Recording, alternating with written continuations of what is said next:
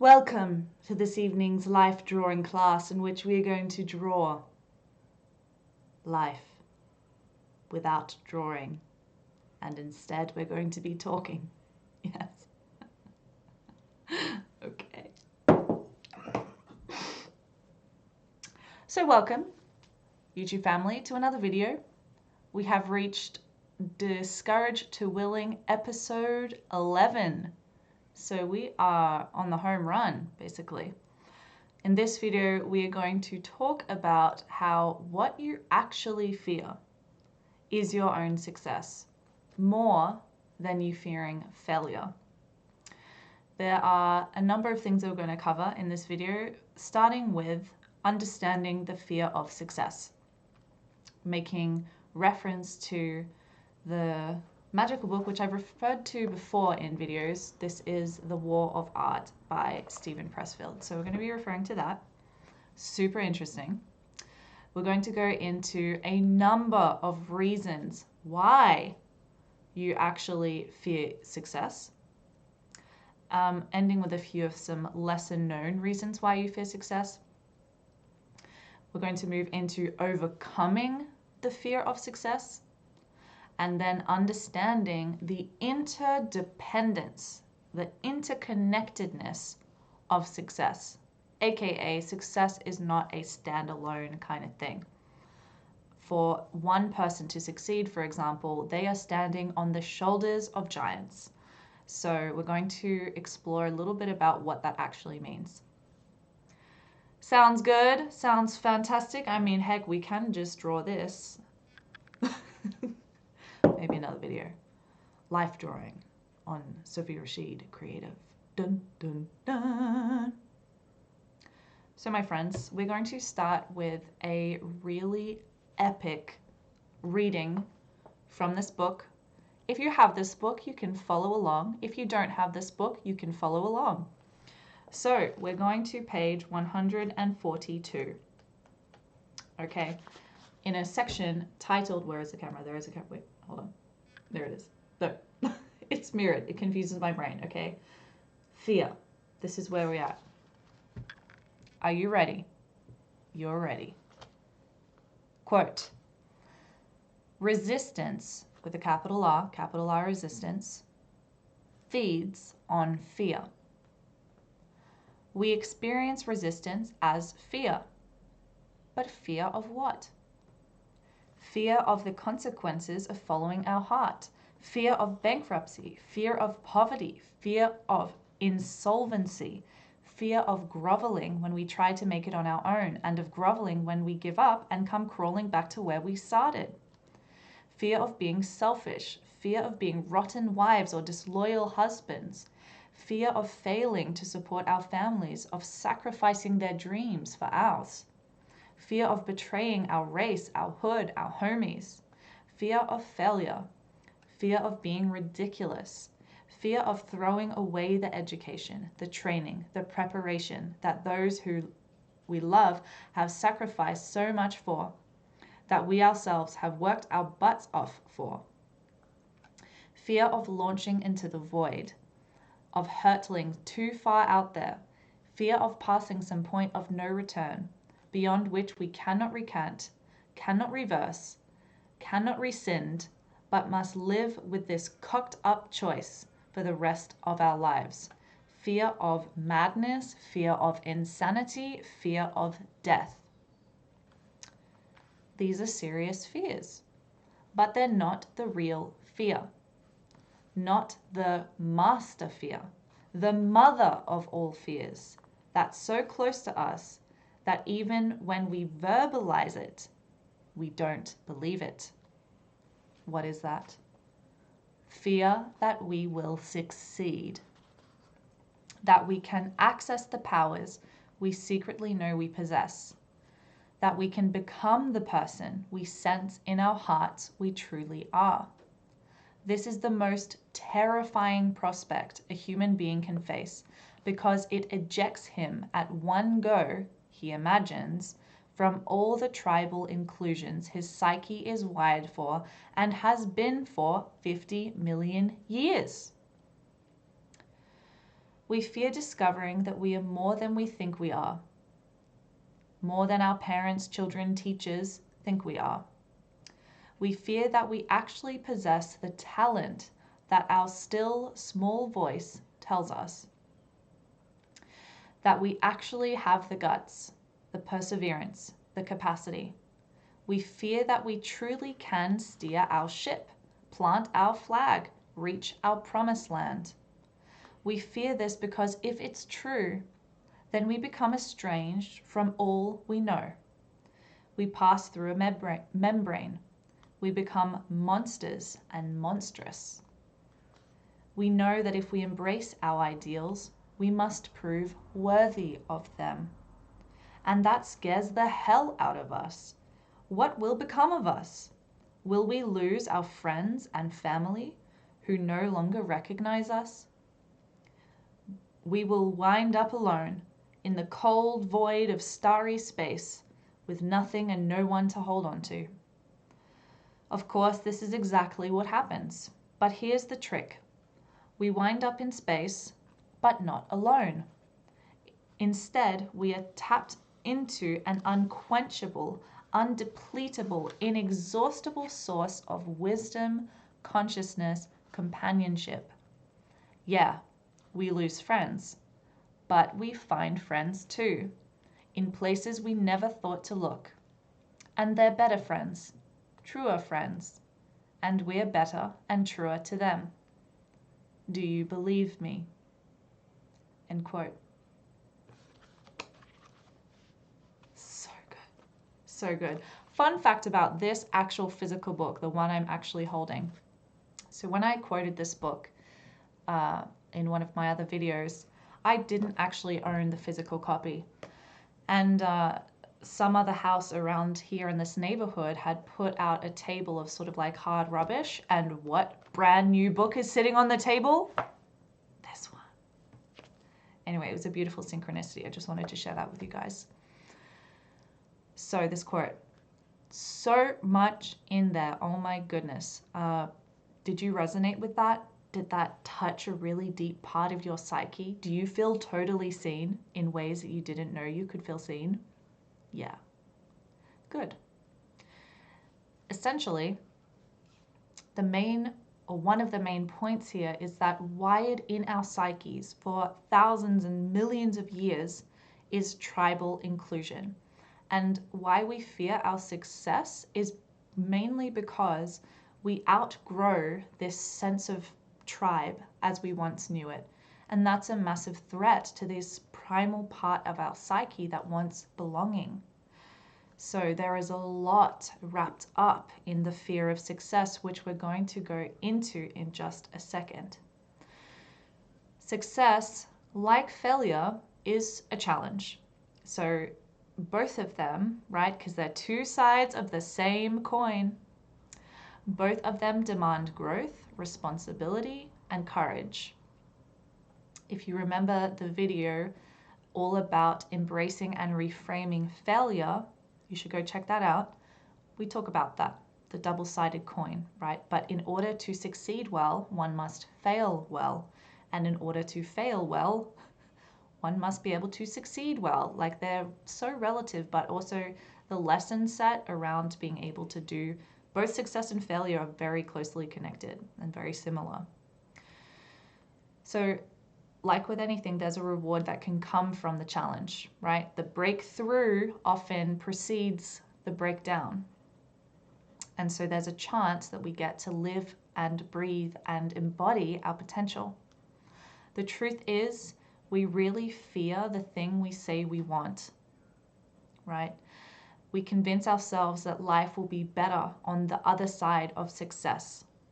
Yet we hesitate oftentimes when it's within reach, when we're standing at the door. We've maybe worked months and years to reach this point. Suddenly all that work is there with us. And we fear that if we open that door and it's not what we thought, or it doesn't pan out the way that we planned, or I'm not able to handle it, then what was this all for? I cannot bear to face the risk of this all feeling like it wasn't worth it, or all of that effort comes to so-called nothing because I can't hold it. So that's why when success is right there, the reasons I'm about to share with you look at us straight in the eyes. So, why you fear success? Here are some reasons. There are more, but here are some, okay? Fear of losing yourself. Many people grapple with this anxiety that success could actually fundamentally change their identity and core values, almost like success might make them a completely different person, or it might corrupt them, or it might rid me of my humility and turn me into a bad person, or whatever the story is, right? But ultimately, there's this belief that I won't be me if I'm successful, which bears some truth. Like, you won't be the version of you, let's say, that I'm just imagining like clothes size. Like, yeah, you're not going to be wearing the same clothes that you wore when you were 10. So in some sense, that is almost a fundamental change in your identity structure, but you're still you, right? So fear of losing yourself, it's a big one. But it's really vital to recognize that success is a tool that we can learn to wield. And the way we choose to act and the principles we choose to uphold fundamentally truly do remain in our control.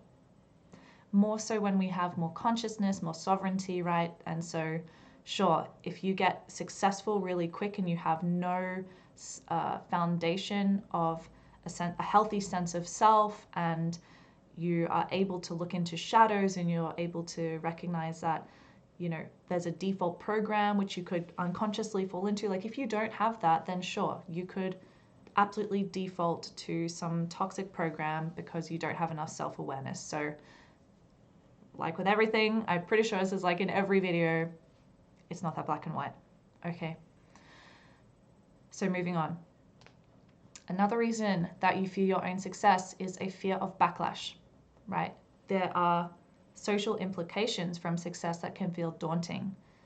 And research actually indicates that a lot of people avoid a sort of self-promotion or success due to fears of societal or relational repercussions.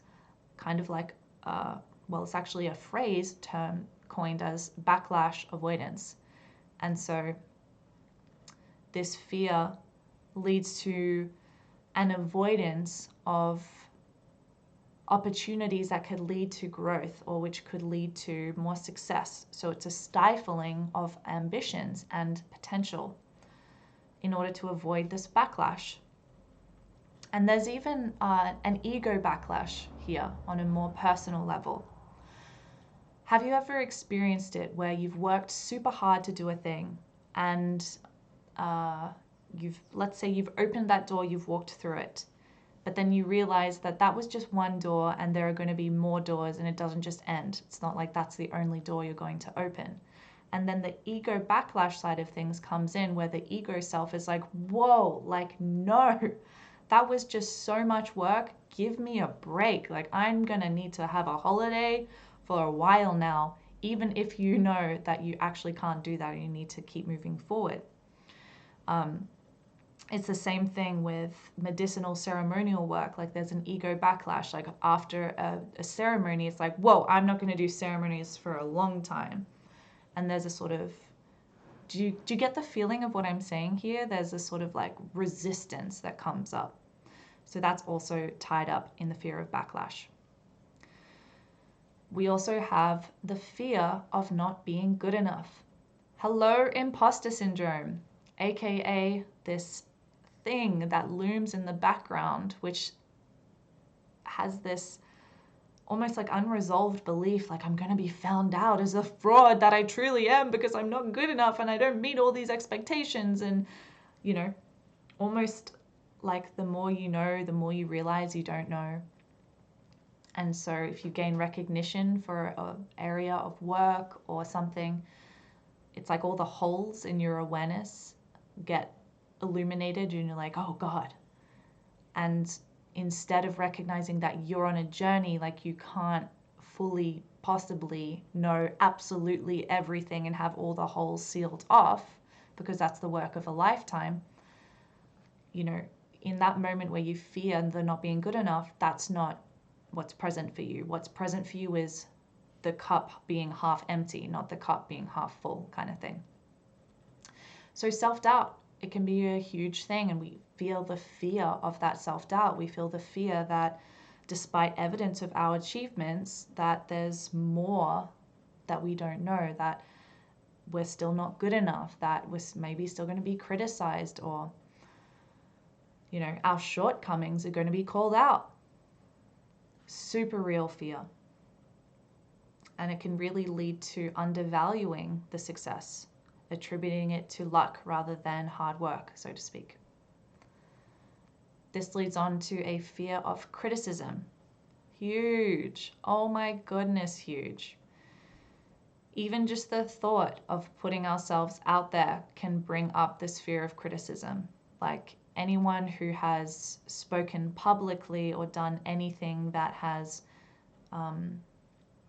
you know, the eyes of people who you don't know are there, and like, hello, even YouTube, like, yeah, I mean, I have to face the fear of criticism coming up and filming videos for you guys, and, you know, remaining steadfast in my authentic self, knowing, you know, I know the theory that the more I'm my authentic self, the more I'm going to polarize with things that aren't in resonance with me, which leads to more dissonance. You know, I can't be everything to everyone.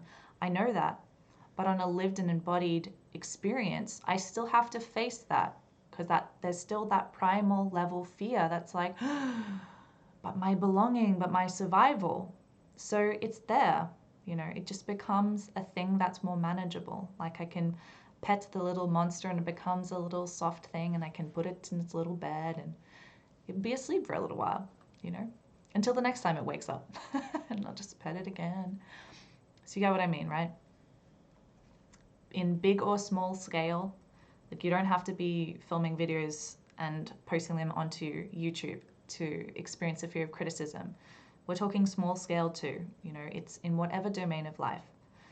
But as soon as there's you putting yourself out there, of you connecting in with what's true for you, of you sharing something that's true for you, which is not the status quo, there's the fear of criticism.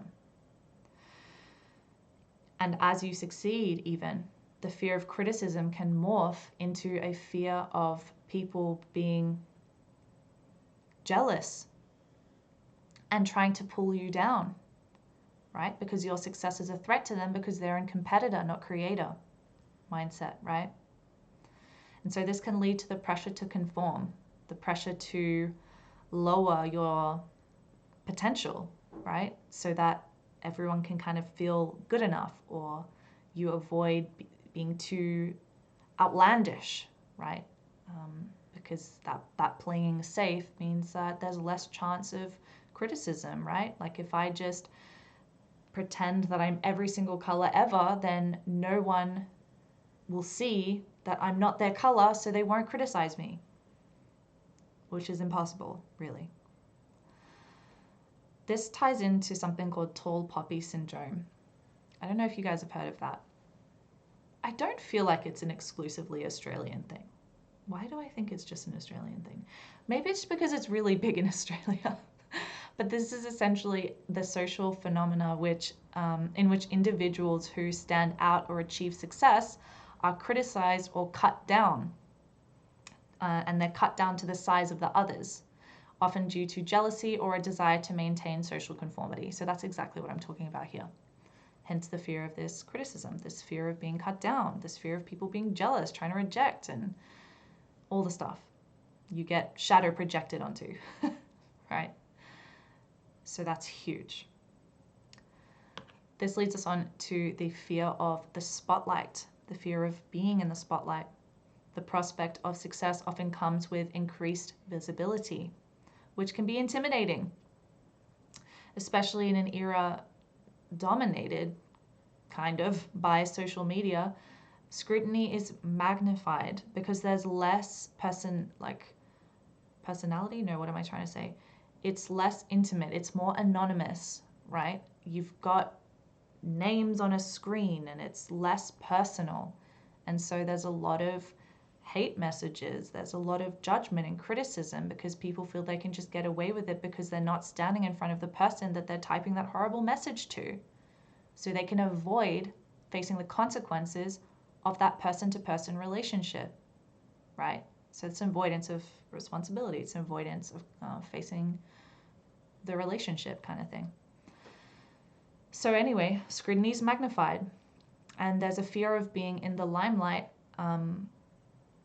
because of really just not wanting to have everyone looking and being able to scrutinize and being able to point out your flaws, and almost like everyone's got their magnifying glasses on and you're just there like totally observed and you don't even know how to move anymore because you're like, wow, any move I make could be scrutinized, right?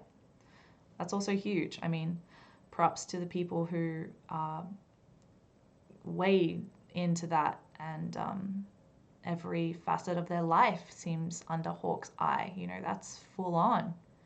So yeah, fear of the spotlight, it's a thing. And it's definitely a conscious or unconscious barrier towards success. It can be much safer to remain kind of more occulted and behind the scenes, you know. So yeah, be aware of that. There's also a fear of change. Totally. Change is an inherent part of success. But despite it being an inherent part of success, it can still be really unsettling, because success and what it means to succeed as your authentic self can lead to a departure from the known, the familiar comforts, the familiar routines, the familiar people, things that are predictable, right? And this fear of the unknown can keep people, however, anchored into their current situations, even if they yearn for something greater.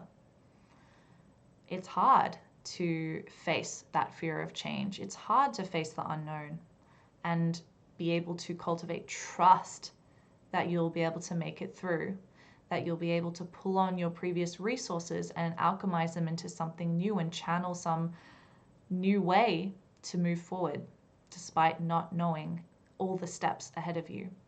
Yeah, that's hard. So, of course, that's part of why you fear your own success, because change is scary a lot of the time, especially with that pain body. Remember what Eckhart Tolle spoke about, that pain body being the parts of us that flare up as soon as transformation is on the horizon, the part of us that is so attached to staying in this exact state that it knows, because it attributes the known with safety and safety with survival. So compassion to that, you know, these are defense protective mechanisms, but they do keep us small a lot of the time. And a lot of the time too, that's not something you can just think your way out of. A lot of these fears are held somatically in our bodies as stuck emotions, as ancestral, intergenerational patterns. We might get more into that a little bit later, but you know, big things that we're working with here. So bear with me, I'll get to a bit more about that a little later, but let's continue with some of those reasons why you fear your own success. Another one is a fear of losing friends. Success often necessitates personal growth, which can lead to the uncomfortable reality of outgrowing connections, outgrowing friends. And the thought of losing those friendships and those connections, particularly when they actually don't resonate with the direction that you're moving in life and they kind of start to feel like a ball and chain, and even for them, that relationship with you's challenging and maybe they don't want the growth that current version of you is embodying. But yeah, you have to face that loss. There's a sort of death that you're facing there, right? The death of an old self. And the people and the places that that old self were once relating with. But it is crucial to recognize that even just being able to let go of these connections which are no longer in resonance with the direction you're moving in your life is actually what can create the space for those connections which are meaningful.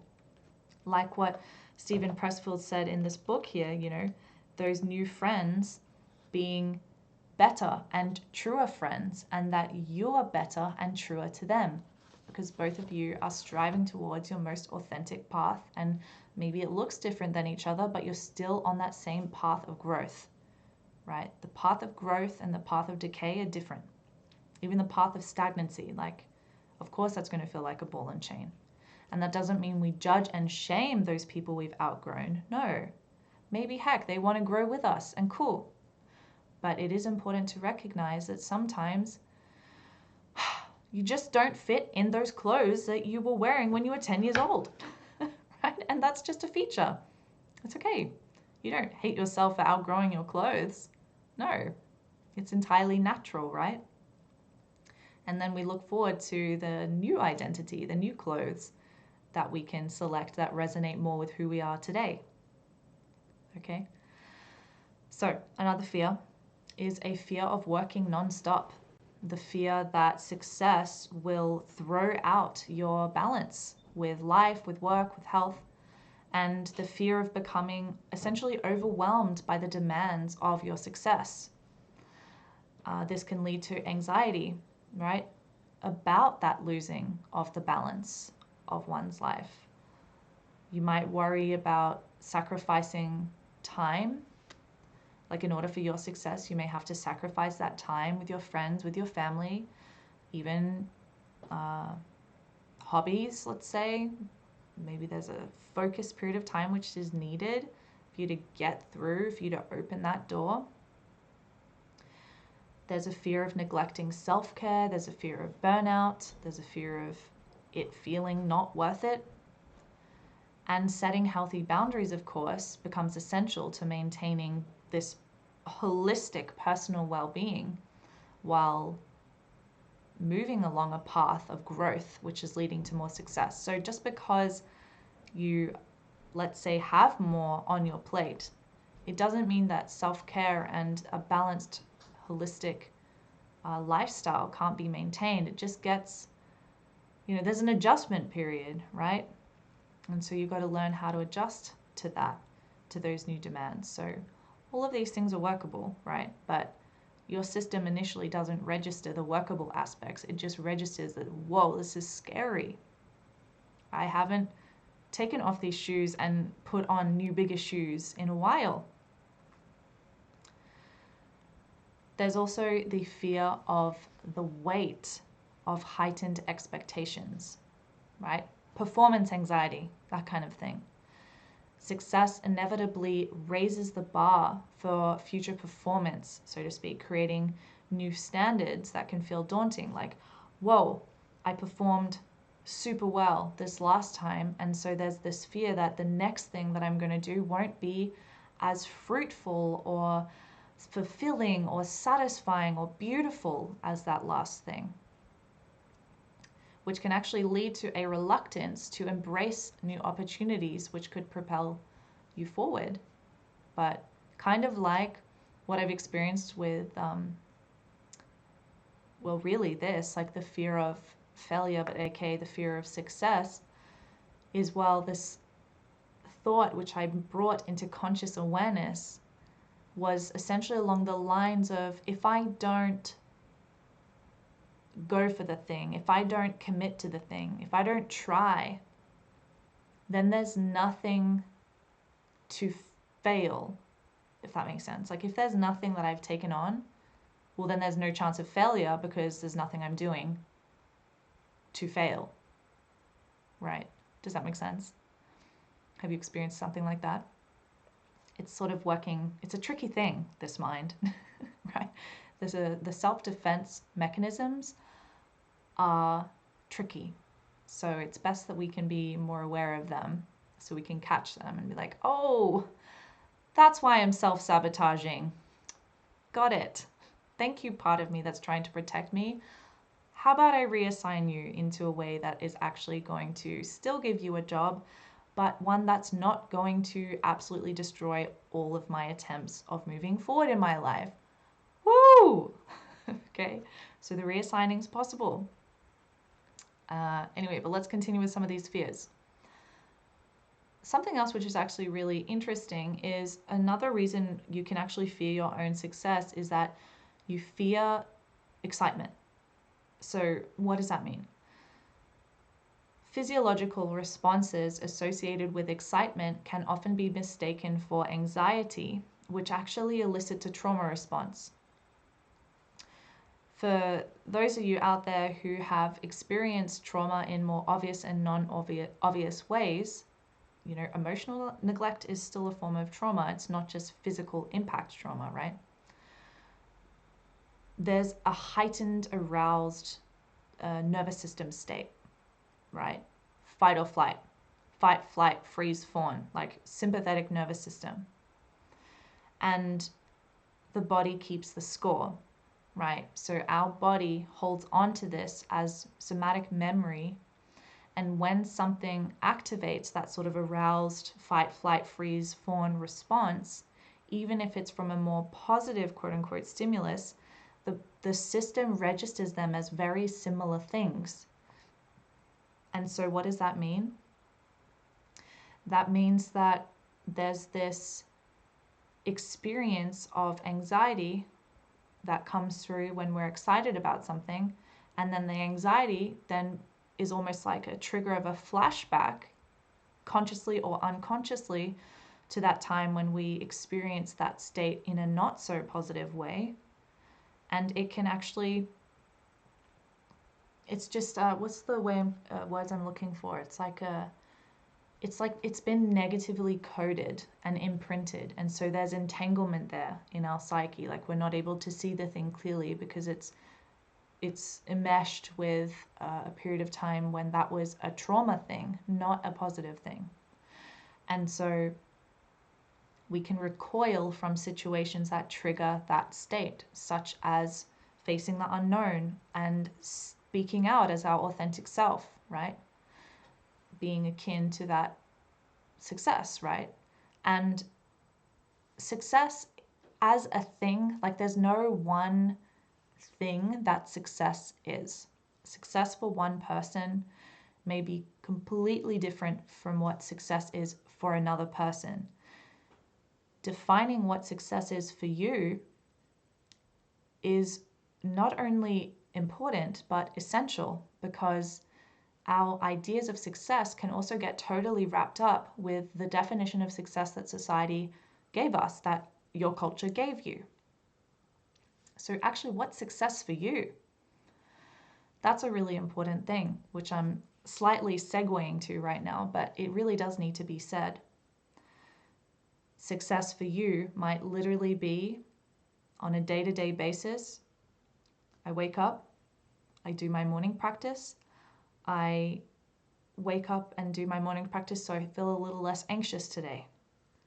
And I go through my day, and it's success for me if I don't lie by omission and actually be honest when people ask me how I am. That's success for me. It's success for me on a larger scale when I can show up every single day to the thing that I agreed to commit to. That's success for me. Success doesn't just mean the super large scale, I'm earning 7 figures and I have 10 houses, and no, that's not success. That could be success for another person, and cool, good for you. But that doesn't mean that's what success has to be for you. And success has micro versions, like on a day-to-day basis, moment-to-moment basis. And then success has a larger holding, you know, more associated with those longer-term goals, things like that.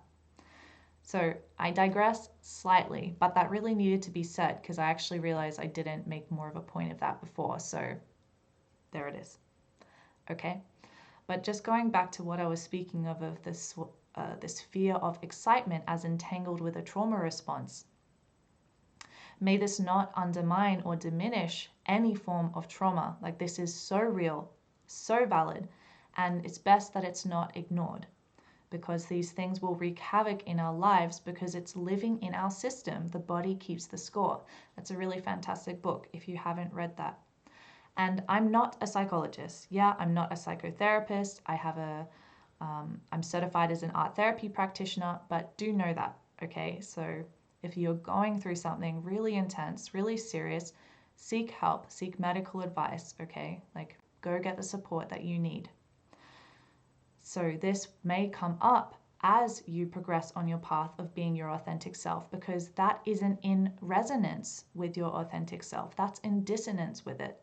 And the things that are in dissonance with our authentic selves will bubble to the surface. We need to be able to deal with them in a healthy way that is supportive for us, right? That doesn't make it worse, so to speak. So know your limits, know when you need to ask for help or seek help, and which is in alignment with what your means are, you know, what you can afford, what's accessible for you, right? So, you know, empowerment. It's what we have to do. We have to take self-responsibility for ourselves and our needs and our limits, and it's all part of the journey, okay? And so that is actually a perfect segue into the next fear of why we fear our own success. And that's the fear of responsibility, fear of the ability to respond. An increase in success. And when I'm saying an increase in success, a lot of the time what I'm actually saying is an increase in being your authentic self and living that, acting upon that, right? But I'm also not entirely speaking about that. You get what I'm saying? I love it. It's just like, this is what I'm saying, and I'm also saying this simultaneously. It's true. Anyway, so when we become more successful on our path, a lot of the time that means an increase in responsibility. Like that quote from the Spider-Man movie, with great power comes great responsibility. And this is totally true. Thank you, Spider-Man. Like gold. There is gold there. It's absolutely true. When we are able to wield more power, we do have a greater responsibility, because it's like, if, let's say, again, not that it's this black and white, but let's say the folks around you they're working with 3 balls of energy. And as you become more successful and you're growing and you're being more of a steadfast pillar of your authentic self and you're sharing your gifts with the world, let's say now you're holding 10 balls of energy. And so you're holding more power. And so you're holding more responsibility. That responsibility could look like working with more clients. It could look like making more decisions. It could look like needing more structure in your days. And so the responsibility is actually more discipline that you need to cultivate for yourself, so that you can show up, so that you can move through the fears as they come up, right? The discipline to show up and do your practices, because you know that if not, it gets too hectic up there, and you've got a lot of emotions to process, so you can stay clean, right? So you can stay open, and this is a real thing. For me personally, the fear of responsibility has been a huge one, if not the biggest. And that's why I've feared my own success and my own power, because I've recognized that it doesn't just come like for free, there you go, boom. No, there's a lot of energy and effort that I need to invest in order to hold that platform, right? I'm just sort of imagining now, like, the success, if we can visualize you're standing on a platform, and the more successful you are, it's like the platform gets raised and raised. And so you need more effort to like raise that platform high. And so how does that raise? It raises with holistic well-being. It raises with a healthy network that you're connected to. It's all the things, right? So yes, a fear of responsibility is a massive one. And yeah, really, like it, it totally triggers the inner brat, the inner rebel, like big time. If you have more of a tendency to be in an avoidant attachment style, like this is where the fear of responsibility is super strong, because that fear of avoidance as an attachment style is not just with people. That avoidant attachment style is with the things in your life. If you tend towards an avoidant attachment style, likely you find it hard to commit to projects, not just people. And so if more discipline is needed, avoidant attachment style is like, yo, that's scary. I don't want to commit to more discipline. What if? So compassion to that. Be aware of that as best as you can. Okay, a few more. Just like, I gotta breathe. This is strong transmission. Okay. Next one. Fear of the unknown. Huge. This is really similar to the fear of change, but honing more in to why you actually fear the change, and it's really the fear of the unknown. Leaving the familiar and stepping into the unfamiliar is scary. It's just a fact. And as you do it more, sure, you'll be more accustomed to that process, but it's kind of like, I'm thinking of doing competitive rowing. I did this for several years, and I trained and trained and trained and trained and trained, and I did how many kilometers of rowing and rowing machine, all the things, right? Going into competitive rowing. Regardless of how much training I did, every single race hurt as much as the last. It didn't become easier. I just got used to the pain, if that makes sense. So it's kind of like with the fear of the unknown, it's not like the unknown becomes less unknown. It's still the unknown, it's still the void. But you just become more familiar with that state of not knowing, that state of, oh shit. Do you have a sense of what I mean there? So that's a real thing. And, just know that you're not the exception. Facing the void, facing the mystery, it's daunting, no matter who you are. It's going to bring up all your shit. It's going to bring up all the fears we've already spoken about. And it's supposed to, because this is clearing you out so there is more space for your soul's light to shine through. Moving on, we have a fear. The fear of success is connected to cultural conditioning. The fear of success is not just personal. It's a collective thing. It's a cultural thing. And most of us live in a world where success is equated with more responsibility, more expectations, more pressure. And we're told that achieving success will make us happy. But deep down, we know that it can also come with isolation. It can also come with stress. It can come with the fear of losing it all. With more success, there's more to lose, kind of thing. So that's a very real thing looming in the sort of background of our psyche. And some cultures also have really strong gender roles or expectations or limits. And to go against them, that's like one person trying to stop a boulder rolling down a mountain.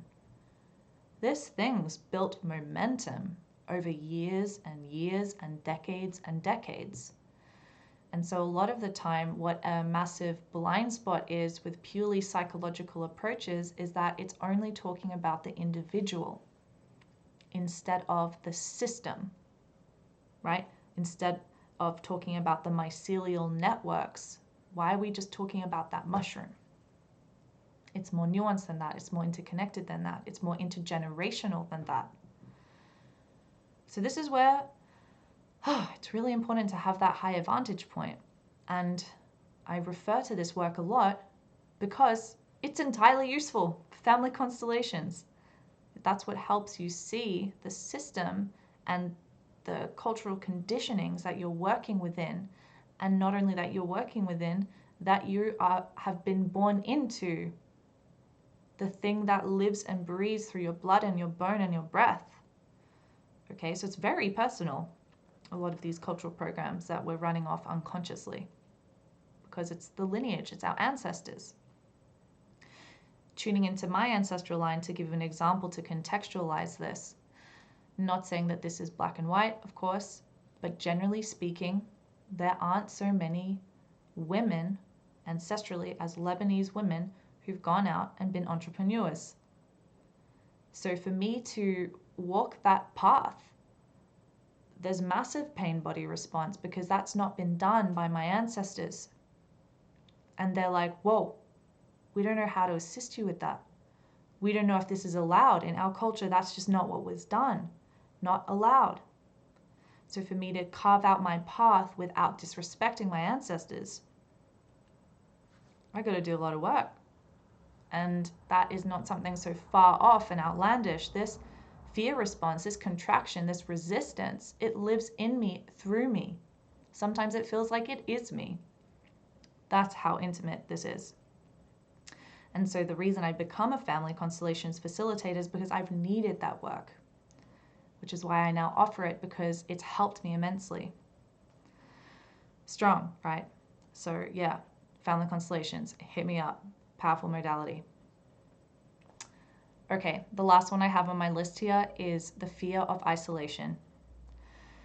As you rise, as you step into your most authentic self, others may feel left behind. Others may feel even more inauthentic, or it will bring up all of their stuff. And if they're not able or mature enough to process that, it will cause a distance between you. And that can lead you to feeling lonely and disconnected. This is really linked to the fear of losing friends, right? The fear of isolation can really deter people from pursuing their goals. And why? It's because they worry about losing that sense of belonging, about the fear of being alone. They fear the disconnection, the isolation. There's this saying that it's lonely at the top, and this is said for a reason. You're living in a completely different realm, so to speak. So, fear of isolation, also be aware of that. If you want to go through these again, have a greater felt sense of what these reasons are that I do fear my own success, right? And so, why? Becoming aware of them means that they're less occulted in your own psyche. Like you have a word to label them to help you like tangibly feel them in your system, so you know that it's not you. Okay, not to we're not exiling parts here, right? Because that's not what we do, but we're able to identify something that isn't serving us, and then we can work it out from there. Do the reframing, do the re-imprinting from there. Move the energy in our system, process those emotions from there. Know that, again, like I say, with so much of the stuff I share here, this is a step-by-step process, okay? Excuse me. You approach them, you approach a lot of these things as they come through. My throat is like, whoa. Okay. As I said, I told you guys, this is a strong process. I'm like speaking to something really huge here. Let's take a breath. Take a breath with me. We're ready to move on. So it's step by step. In order for you to be able to deal with the things as they come up on this step-by-step journey, you need to have the solid foundation, right? I've moved through before with a really like rickety foundation, and I like built my tower up, but without that solid foundation, my tower just fell. That tower being the thing that's supposed to prop up my authentic self, my most soul-aligned life. So having a solid foundation means having an awareness of these fears so that they don't sweep you out from under your feet.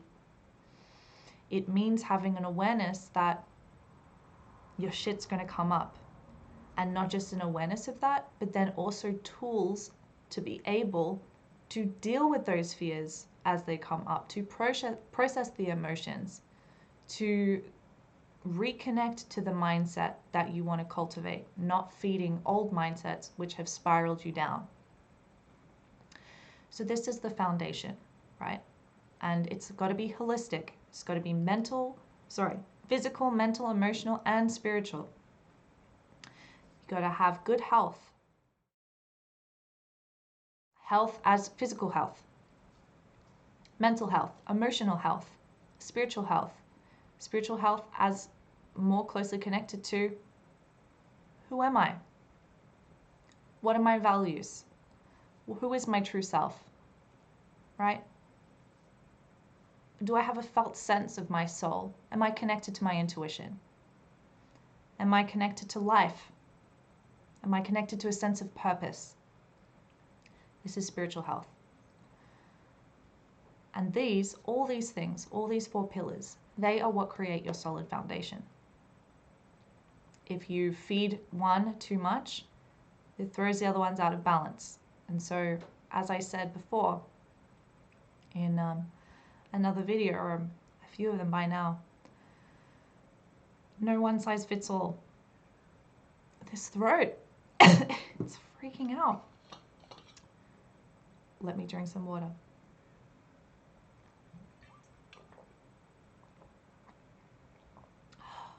Yeah, that's good. So, I want to move on to speaking about some unseen and lesser known reasons, of which I have 2 here. I've already alluded to these, but I'm just going to name them more clearly. So some other more unseen reasons why you fear your own success is these intergenerational patterns, right? If your ancestors have been wrapped up with lessons of poverty, of chastity, whatever it might be, that's going to live and breathe through you if they haven't been resolved. It's just the way it works.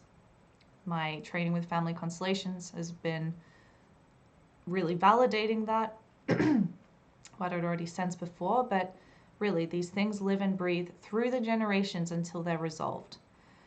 So we can resolve them through Family Constellations work, absolutely. We can resolve them through more, there are just so many things. It's the whole basis approach, right?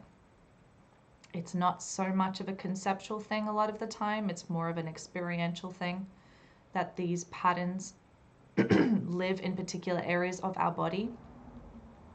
So if you take a conceptual thing like the vow of poverty, you're like, okay, that feels big and ungrounded, and yeah, I've had these patterns of feeling like I live in poverty consciousness, but like how do I go about doing that thing? How do I go about disentangling from that? So on a therapeutic level, family constellations for sure. On an energetic level, getting an energy clearing, a shamanic clearing, I do that stuff as well. Through my initiations, I can do that. Super powerful work. On a physical level, addressing the areas of your body which are really tense and tight. Let's say you're someone who've had a recurring injury on your knees, or you've had back pain. These are really great signs of where these intergenerational patterns have lodged themselves into your own system. So I won't go too much more into that because it's such a huge topic and extremely nuanced. But know that that is also a big reason why you fear your own success. It's because of the limits and fears of your ancestral line, okay? And this is wrapped up in the time and the culture that they're a part of, right? So super, super interdependent and interconnected there.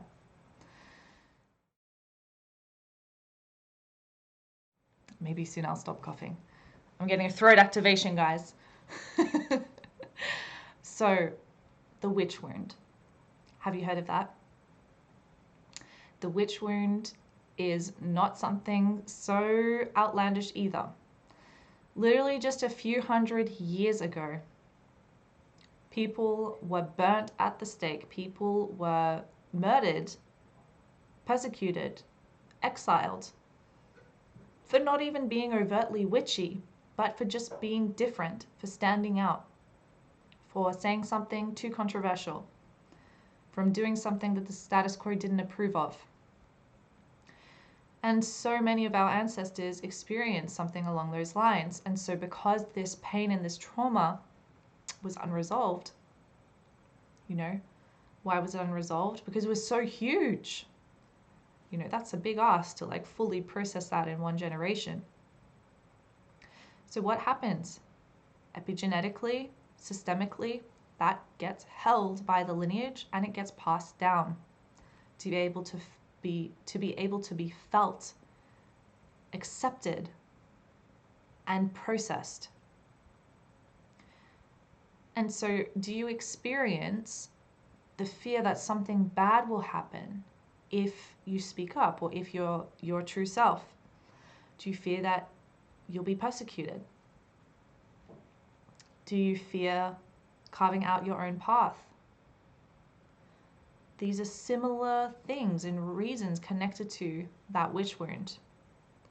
The fear that you will literally your survival will be threatened on some really irrational level if you are successful as your authentic self.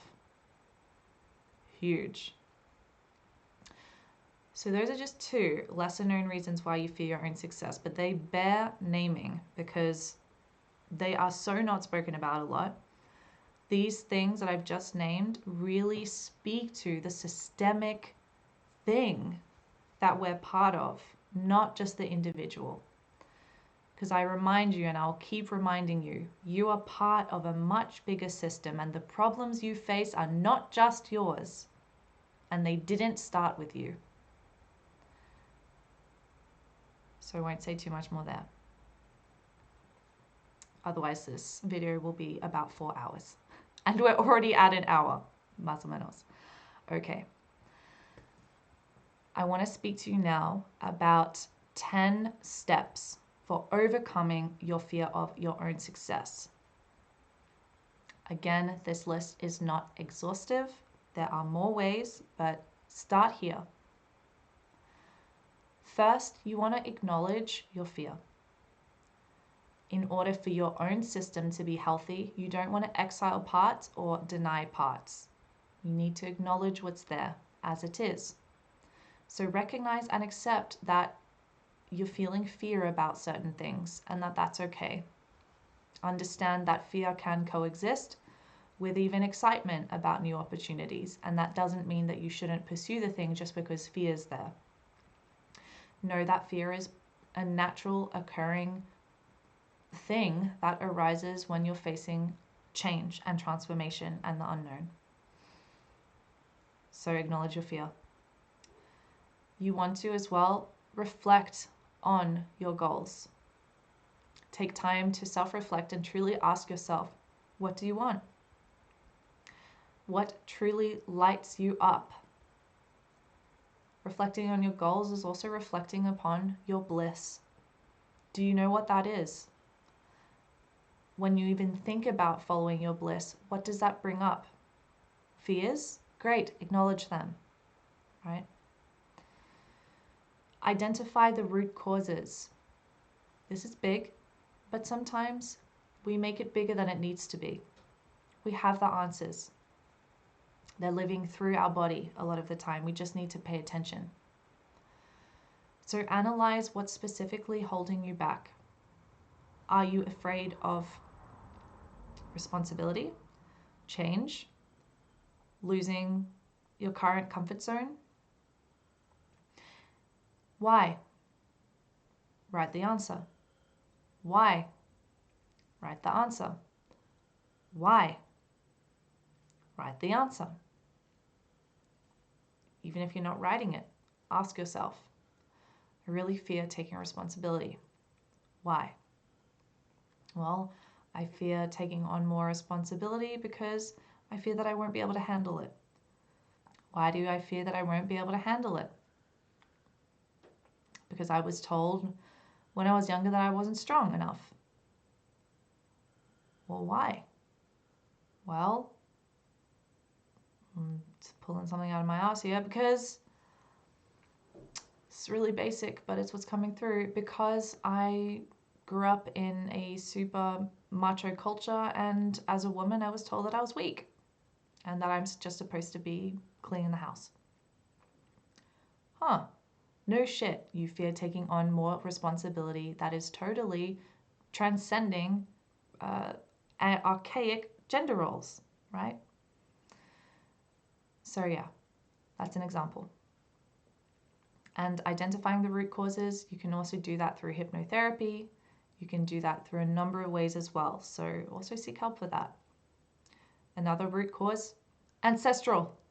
So family constellation sessions, you know where to go, just email me. Re-imprinting negative thoughts. So this one is super important, but I do remind you that a lot of the time these fears are irrational, and just trying to mentalize our way out of them will only get us so far. So it is important to be able to identify the stories that we're telling ourselves, the thoughts, right, which are representations of the bigger beliefs that we hold about ourselves. So being able to identify those things is really important. We need to know what we're working with. And this will be able to shine a light on the things that could lead you to a deeper place. Like if you're able to see the outer layer of the onion being the negative thoughts, you can then grab that onion and then start to peel it to get to the root. And maybe you get that onion, you hold it, you're able to see the negative thoughts, you're able to like track them and be like, no, I don't want to follow this thought, but let me understand why you're here. You peel back a layer of the onion, and then maybe you can move to a more somatic based approach. You can do a sacred rage release. You can do a lymphatic draining. You can do body work. You can do some qigong, right? Like there are so many ways that you can then start to re-imprint them. So no, again, remember that this is holistic. It's not just one pillar that we're working with. We're working with all four. And maybe there aren't even four, but the four that I'm working with currently, the physical, mental, emotional, and spiritual. Okay. Guys, this throat, it's still going. Whoa, crazy. I pay attention to when things like this happens. Like this is not just a coincidence. Okay. Another reason. Another way that you can overcome the fear of success. Visualize success. Create a mental image of what success looks like for you, of the version of you that is living that life, that is living that manifestation of success. Remember, success, big or small. We don't just have to imagine the version of ourselves who's like the multi-gazillionaire who has 10 jet planes and no. Remember, it doesn't have to be like that. Success is personal. What's success for you?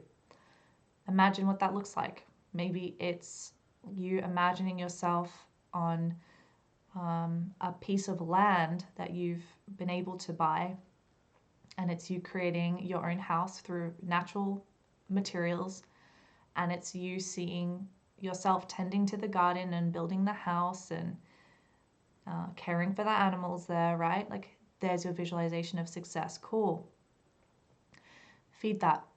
Where energy goes, where attention goes, energy follows, right? So put energy into that visualization. Put energy towards that version of you that you want to bring closer to you. And when you do that, you're not just seeing it, you're actually going to start attuning to that version of you and their thoughts and their habits and their energy, right? And that makes it easier to then start to live that in your day-to-day life. You know, if that version of you is not staying in a funk, then in your day-to-day life now, you'll be less likely to stay in a funk because that's not what you're resonating with. So visualizing is really powerful. As a sort of other note on that, the visualizing of the success can also come with writing down some affirmation statements. So you're also going to help yourself attune to that version of you visually as well with those affirmation statements, and auditory if you say them out loud. So you're hitting different areas of your system. Another way that you can overcome the fear of your own success is break it down into tangible action steps, whatever you want to do. Let's say the success for you is finishing this project, then break that project down into actionable, tangible steps. See it as a step-by-step approach with smaller, manageable steps, and avoid feeling overwhelmed by the entire thing, because every small action builds momentum and confidence, right? So 7 out of this 10 that we have here is to set realistic expectations and celebrate small wins. So recognize that because success comes with challenges and the path is long, the capacity to set achievable goals that are realistic for you and your capacity at this point is not only useful, but also necessary if you want to keep going, right? See it as a marathon, not a sprint. Number 8, seek support. So that support can look like a more mastermind kind of thing, where the group of you is coming together and you're all sharing you're coming together to feed a shared goal, a shared vision. It might not be that you're all working on the exact same project, but you're at least held in that container where people are moving in a similar direction to you. So your network is your net worth that can hold you up and you hold them up and you're succeeding together. It can be trusted friends, it can be family, it can be a mentor, it can be a therapeutic, a trusted therapist, right? So these people and these groups can assist you in co-processing that stress that comes up, in co-processing the fears, and also offering new perspectives, right? So that's also really powerful and important. This next one is also super powerful and important, and it is cultivating epic self-care. Self-care can look a million different ways. The main part of the self-care is that it's holistic. You're caring for yourself on a physical level, on a mental level, on an emotional level, and a spiritual level. So I won't go too much into that because I want to move us through. We've got still a little bit to go. But know that it's got to be an all bases kind of thing. You know, self-care can look like balancing the more yang, go, directed, active things with more yin, receptive, nurturing, integrative activities, right? You know, could look like being super busy during the day, but you also take care for yourself and you do your meditation practice. If you've been really stressed, you do more yin yoga, you do journaling, so that when you face those higher stress situations or the busyness of the day, your inner system, your inner ecosystem remains in a balanced state so it doesn't get thrown out, right? So, number 10 is embrace uncertainty and stay open to change as best as you can. Remember that success often requires stepping into the unknown.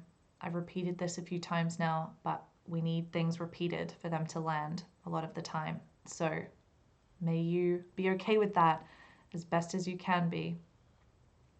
And even if it feels super intense, like being able to face this reality with the filter of this is leading to newer, bigger, greater opportunities and personal growth. And just because it's here doesn't mean I need to shy away. Thank you for being here. Thank you for showing me that I'm progressing along my journey. This still sucks. This is still painful, but I'm not so bogged down by you being here like I used to be, right? So you stepping into this, you being your authentic self, you walking your path of truth and of success, of what success is for you, is you bringing healing and wholeness to the network that you're connected to. You become a potentiator for their own path of authenticity and success, and then you raise each other up as creators, not competitors. And so this leads me into the final section of this video, which is understanding the interdependence of success. So success, much like thriving ecosystems, be them forests or oceans, right? Success is co-created through intricate networks that are interconnected. In forests, think of the mycelial networks that are like the network links that link up trees and all the other plant beings, which allows them to share nutrients and to communicate, fostering a robust community. Similarly, in the ocean, fish rely on water to connect to them and to sustain each other. The water brings life not just to the fish, but everything in the ocean. And so that's their unifying substance, so to speak. And so the unifying substance in the forest is like the mycelial networks. So these networks serve as powerful metaphors for how we're part of a collective field. And instead of the water being that connecting thread, let's say in the ocean, our connecting substance is the air. Our connecting substance is the collective beliefs, the collective unconscious, and the collective conscious. And just as the health of the mycelial networks and the health of the water determine the health of the things that they're connecting, the quality of our collective relationships and interactions shape the success of individuals within that ecosystem. So then you could say that our success individually is determined by the health of the collective that we're a part of. You can see that a society that is not so healthy, so to speak, is one where the poorer get poorer and the richer get richer. It's separation, division, rather than collaboration, and not equality necessarily, but equity. So this is a really important part that we don't often really give attention to. It's harder to imagine that success is a field state phenomenon rather than an hyper-individualistic thing, because society and education systems program us. Oh my goodness, why? Thank you for bearing with me during my throat initiation process right now. So success. We think of it as a super individualistic thing because that's what we've been taught in school. That success, our success is not because of the thing that we're a part of, it's purely because of our own efforts and the hours that we studied, right? Rather than seeing it as part of this ecology, this ecosystem. And so that's why masterminds are really useful to refer to, because you can see that without that network, that one individual wouldn't have been as successful otherwise. They raised each other up. They weren't isolated achievers. They were part of a larger network. And so when we can understand success as this communal, collective phenomenon, we can recognize that our success, our achievements, our growth is part of this ecology. And it's because of that ecology a lot of the time too. On the surface, it can look like the tree is just standing alone. But when you really get into the truth of it, it's not. It's part of a greater, larger network connected in ways that we don't see so obviously. It's the same with you and me, right? The reason that I can share videos like this is because I'm being supported by the larger network of YouTube, of electricity, right? I'm standing on the shoulders of giants that are bigger than just me. You can say that the super famous, talented athlete is because they just spent hours training, but it's like also it's because of their family and the support they receive from them. It's from their coaches. It's they're being supported by the food that they're consuming, the water that they're drinking, the clothes that they're wearing. Their success is not a standalone thing. Their success is interdependent and interconnected with all the other things in their network. So this is where each of us contribute to the collective dream of success. We're co-dreamers of this thing.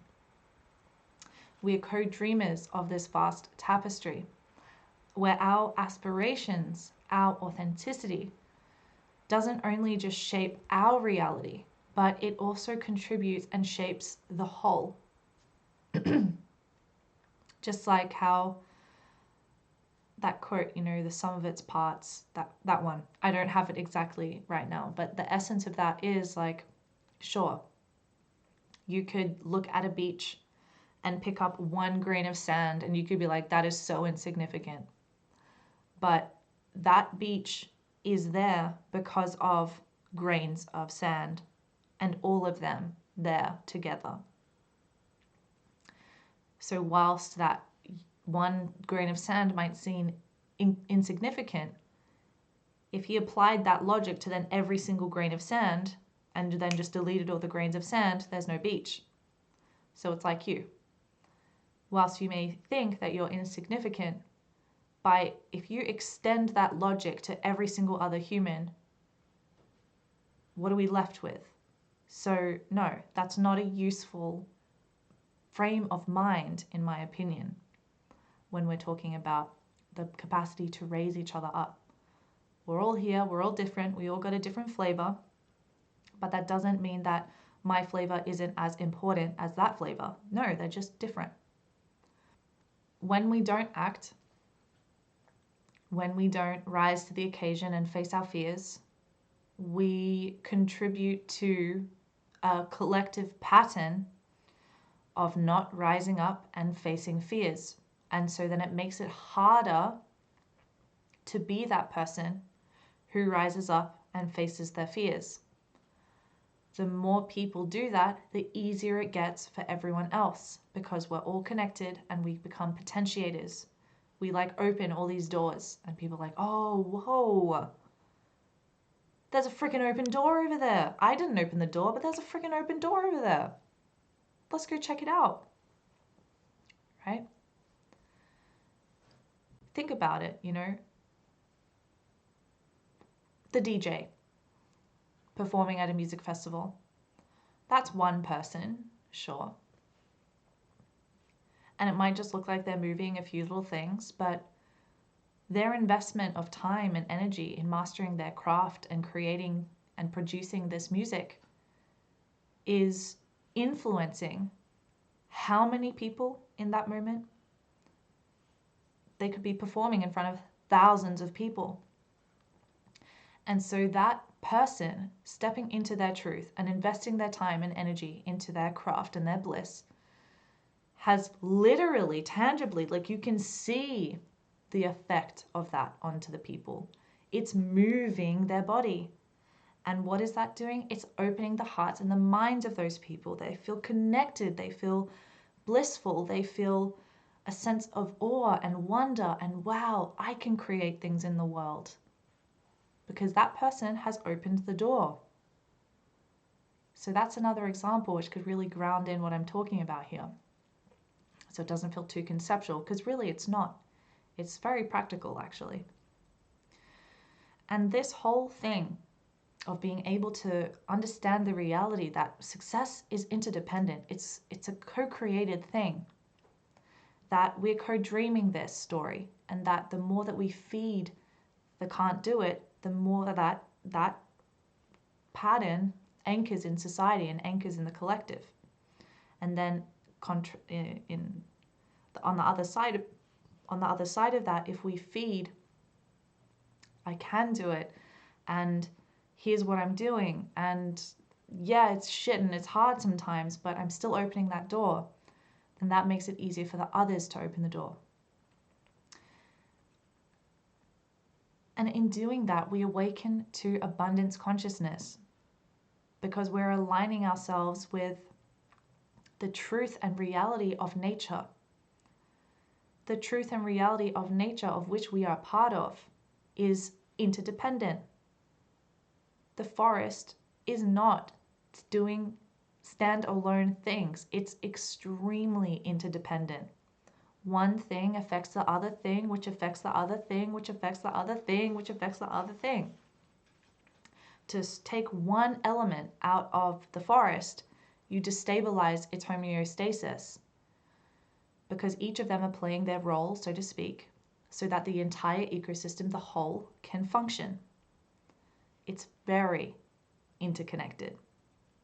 And so if you can apply that and know that that is the same for success and the collective dreaming of the success, and whatever words feel true for you with this to help you understand it, you'll be able to recognize the truth of those words, and you'll be able to realize that there is no poverty there. It's super abundant, because everyone's working together and they're maintaining the health of each other and they're raising each other up. Don't take this as, oh, Sophie, you're just being caught up in some utopian delusion, like that's not possible.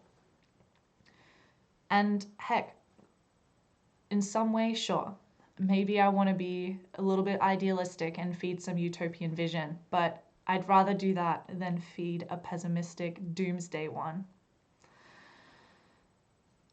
And start small.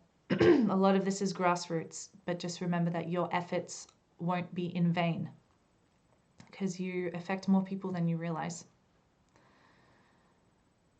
Finally, the creator and the competitor. Know that success doesn't have to be a zero-sum game, and that true success is not a zero-sum game. It is one which allows the achievements of another to be a win-win, not a win-lose. Remembering that we stand on the shoulders of giants, and so this interconnected legacy empowers us to contribute to the cycles of success, encouraging others along the way. Knowing that we are standing on the shoulders of our ancestors, knowing that we are standing on the shoulders of this culture and this society. So we're not doing it alone, and it's foolish to just compete, because it's a destructive cycle instead of a productive growth cycle. So to respect the shoulders of the giants upon which we are standing is to adopt and embrace the creator mindset, which is the abundance mindset, which is the growth mindset, which is nature. Sure, there's some hectic things that happen in nature. There are things eating things all the time, but it's still natural. And it's for the greater good of the ecosystem. Yeah, don't take anything I say in extreme. Remember, it gets distorted. So, wrapping up here, embracing the fear of success, and by embracing it, I mean knowing it, noticing it, accepting that it's there so that we can move it, morph it, transmute it, It means that we're able to understand that this is not just a personal issue. This is a collective thing. And so then we are able to place ourselves in a larger ecology and social framework. And so we can become responsible co-dreamers, not only to enrich our own lives, but to nourish the collective journey toward a more abundant and interconnected future. One where it's a win-win, one where we raise each other up, one where we celebrate the successes of another, one where we can form a mastermind and share ideas for the betterment of this world. And as we confront our fears, we can transform them into stepping stones for deeper growth and lasting impact in our lives. By recognizing that the thing that we feared the most is our success, is a signpost that what we are here to do is powerful, and maybe I'm not supposed to do it alone. Maybe for me to be able to hold my power and be able to channel it, I need the support of others, and maybe others need the support of me too. Hence, it being an interconnected collective process, not a super individualistic one. What I'm not saying is that you need to dissolve into the collective, and no, that's a trap, okay? And the other side of the trap is just thinking you can do it all alone. There's a middle point here, and I'm sure you have more of a felt sense of what that is, and know that it's super nuanced, and I could be speaking about it for ages, and there will be more videos to come, most likely about these themes. But yeah, it's not just an individual thing, okay? So these fears that you're experiencing are not just your own. And so even just that lightens the load a little bit, because you don't get too caught up in having to figure out this thing, which is actually a systemic thing. Like, how could one individual resolve a systemic thing? It's just not possible. And so don't burden yourself with thinking you need to do it alone. That's why we're doing this together, okay? All right, we did it.